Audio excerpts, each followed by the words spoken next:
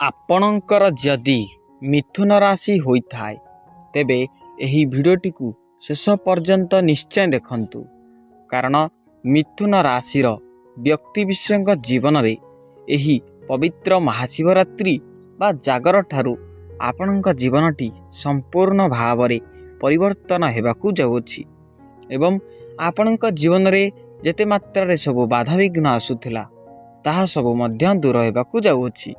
ତେଣୁ ଆପଣ ଯଦି ମିଥୁନ ରାଶିର ବ୍ୟକ୍ତିବିଶେଷ ହୋଇଥାନ୍ତି ଏବଂ ଈଶ୍ୱରଙ୍କୁ ସଚ୍ଚା ହୃଦୟରେ ବିଶ୍ୱାସ କରୁଥାନ୍ତି ତେବେ ଭିଡ଼ିଓଟିକୁ ଲାଇକ୍ କରିବା ସହ ଚ୍ୟାନେଲଟିକୁ ସବସ୍କ୍ରାଇବ୍ ନିଶ୍ଚିତ କରିବେ। ତା ସହିତ କମେଣ୍ଟରେ ଜୟ ମହାଦେବ ଜୟ ଶନିଦେବ ନିଶ୍ଚୟ ଲେଖିବେ। ତେବେ ଦେଖନ୍ତୁ, ପ୍ରଥମତଃ ଆପଣଙ୍କର ଅଧିପତି ହେଉଛନ୍ତି ବୁଧ ମହାଗ୍ରହ, ଯାହାଙ୍କୁ ମଧ୍ୟ ନବଗ୍ରହଙ୍କ ମଧ୍ୟରେ ଶ୍ରେଷ୍ଠ ମହାଗ୍ରହ ମଧ୍ୟ କୁହାଯାଇଥାଏ ଏବଂ ଜ୍ୟୋତିଷ ଶାସ୍ତ୍ର ଅନୁଯାୟୀ ଯଦି କୌଣସି ରାଶିରେ ବୁଧ ମହାଗ୍ରହ ଅଧିପତି ହୋଇଥାନ୍ତି ଏବଂ ଗୁରୁ ସ୍ଥାନରେ ବିରାଜମାନ କରିଥାନ୍ତି ତେବେ ତାହାକୁ ଅତ୍ୟନ୍ତ ଶୁଭ ମନାଯାଇଥାଏ, ଯାହା ଆପଣଙ୍କ ରାଶିରେ ବିତିବାକୁ ଯାଉଅଛି। ଆପଣଙ୍କର ଏହି ବର୍ଷକ ପାଇଁ ବୁଧ ମହାଗ୍ରହ ହେଉଛନ୍ତି ଅଧିପତି ଏବଂ ଏହି ମହାଶିବରାତ୍ରି ଠାରୁ ଆପଣଙ୍କର ଗୁରୁ ସ୍ଥାନକୁ ଗୋଚର କରିବେ ଆପଣଙ୍କର ବୁଧ ମହାଗ୍ରହ। ଫଳରେ ଆପଣଙ୍କର କ୍ୟାରିୟର କ୍ଷେତ୍ରରେ ସମ୍ପୂର୍ଣ୍ଣ ଭାବରେ ଉନ୍ନତି ଆସିବ। ତା ସହିତ ଆପଣଙ୍କୁ ଚାକିରି କ୍ଷେତ୍ରରେ ବହୁତ ମାତ୍ରାରେ ଅପରଚ୍ୟୁନିଟି ମିଳିବ। ଯଦି ଆପଣ କୌଣସି ଚାକିରି ପାଇଁ ପ୍ରିପାରେସନ୍ କରୁଥାନ୍ତି ତେବେ ନିଶ୍ଚିତ ଭାବରେ ଆପଣଙ୍କୁ ଚାକିରି ନିଶ୍ଚିତ ଭାବରେ ମିଳିବ ଏବଂ ଚାକିରିରେ ମଧ୍ୟ ଆପଣଙ୍କୁ ବହୁତ ପ୍ରମୋସନ୍ ମିଳିପାରେ କିମ୍ବା ଆପଣ ନୂତନ ବିଜନେସ୍ ମଧ୍ୟ ଆରମ୍ଭ କରିପାରନ୍ତି। ଏବଂ ବୁଧ ମହାଗ୍ରହଙ୍କର ସ୍ୱାସ୍ଥ୍ୟ ଏବଂ ଶିକ୍ଷା କ୍ଷେତ୍ରରେ ମଧ୍ୟ ବହୁତ ମାତ୍ରାରେ ଗୁରୁତ୍ୱପୂର୍ଣ୍ଣ ଧ୍ୟାନ ରହୁଅଛି। ସ୍ୱାସ୍ଥ୍ୟ କ୍ଷେତ୍ରକୁ ନେଇ ଆପଣଙ୍କର ପୂର୍ବରୁ ବହୁତ ମାତ୍ରାରେ ଶ୍ୱାସଜନିତ ସମସ୍ୟା ହେଉଥିଲା, ଗ୍ୟାଷ୍ଟ୍ରିକ୍ ଜନିତ ସମସ୍ୟା ହେଉଥିଲା ଏବଂ ଆପଣଙ୍କୁ ଡାଇବେଟିସ୍ ଜନିତ ମଧ୍ୟ ସମସ୍ୟା ହେଉଥିଲା। ଦେଖିବେ ଆପଣଙ୍କ ଶରୀର ଧୀରେ ଧୀରେ ସୁସ୍ଥ ହେବାକୁ ଲାଗିବ ଏବଂ ଯଦି ଚର୍ମଜନିତ ସମସ୍ୟା କିଛି ଆପଣଙ୍କ ପାଖରେ ଅଛି ତେବେ ତାହା ମଧ୍ୟ ଦୂରେଇଯିବ। ଆପଣଙ୍କ ଶରୀର ବହୁତ ମାତ୍ରାରେ ସୁସ୍ଥ ହେବାକୁ ଲାଗିବ ଏବଂ ଆପଣଙ୍କୁ ଶିକ୍ଷା କ୍ଷେତ୍ରରେ ମଧ୍ୟ ବୁଧ ମହାଗ୍ରହ ବହୁତ ମାତ୍ରାରେ ଉନ୍ନତି କରାଇବେ। ଯଦି ଆପଣ ଏକ ବିଦ୍ୟାର୍ଥୀ ହୋଇଥାନ୍ତି ତେବେ ଆପଣଙ୍କର ସ୍ମରଣ ଶକ୍ତି ବଢ଼ିବ ଏବଂ ଆପଣ ଯଦି କେବେ ପରୀକ୍ଷା ଦେବେ ଏହି ମହାଶିବରାତ୍ରି ପୂର୍ବଠାରୁ କିମ୍ବା ପରେ ଦେଖିବେ ଆପଣଙ୍କୁ ପରୀକ୍ଷାରେ ଭଲ ନମ୍ବର ରଖିବେ। ଆପଣ ଭଲ ନମ୍ବର ରଖି ଉତ୍ତୀର୍ଣ୍ଣ କରିବେ ପରୀକ୍ଷାରେ ଏବଂ ଆପଣଙ୍କର ଦେବଗୁରୁ ବୃହସ୍ପତି ମଧ୍ୟ ସପ୍ତମ ଘରେ ବିରାଜମାନ କରିଛନ୍ତି।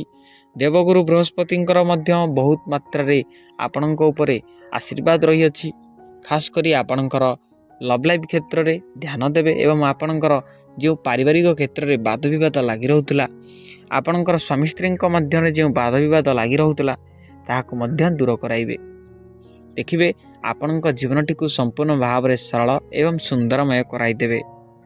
ଦେବଗୁରୁ ବୃହସ୍ପତିଙ୍କର କିଛି ମଧ୍ୟ ଆପଣଙ୍କ କ୍ୟାରିୟର ଉପରେ ଧ୍ୟାନ ରହିଅଛି, ତେଣୁ ଆପଣଙ୍କୁ ବହୁତ ମାତ୍ରାରେ ସହାୟକ ହେବ। ଆପଣଙ୍କୁ କ୍ୟାରିୟର ପାଇଁ ଆପଣଙ୍କୁ ଅପରଚ୍ୟୁନିଟି ପରେ ଅପରଚ୍ୟୁନିଟି ମିଳି ଚାଲିବ। ଶନିଙ୍କୁ ଯଦି ଦେଖିବା, ଶନି ଆପଣଙ୍କର ନବମ ଘରେ ଅଛନ୍ତି, ଯାହାକୁ ଶୁଭ ମନାଯାଇଥାଏ ଏବଂ ଶନି ନବମ ଘରେ ଥିବାରୁ ଆପଣଙ୍କର କର୍ମ ଅନୁଯାୟୀ ଆପଣଙ୍କୁ ଫଳ ପ୍ରାପ୍ତ କରାଇବେ।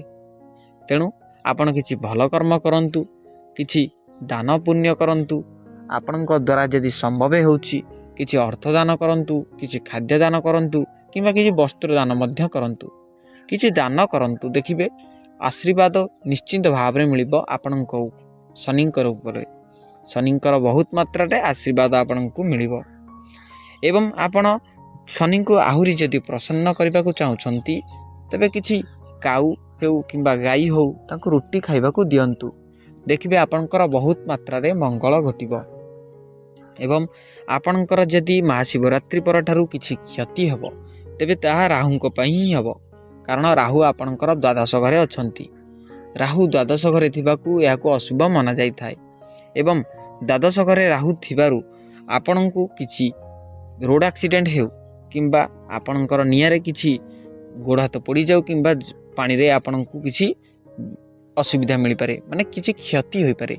निया पानी एवं काली जिनछटारू टिके दूरे रुहंतु, सावधान एवं सचेतन मध्य रुहंतु। देखिबे बहुत मात्रा रे आपणकर दूर हेबाकू धीरे धीरे लागिबो। किंतु आपण जदि यार प्रतिकार रूप में चाहते तेरे प्रतिकार रूप में आपणकर इष्टदेव होउछंती महादेव। तेणु जेकोसी सोमवार दिन आपण महादेव मंदिर को यात्रा करंतु एवं सेठारे जलसाई मध्य करंतु।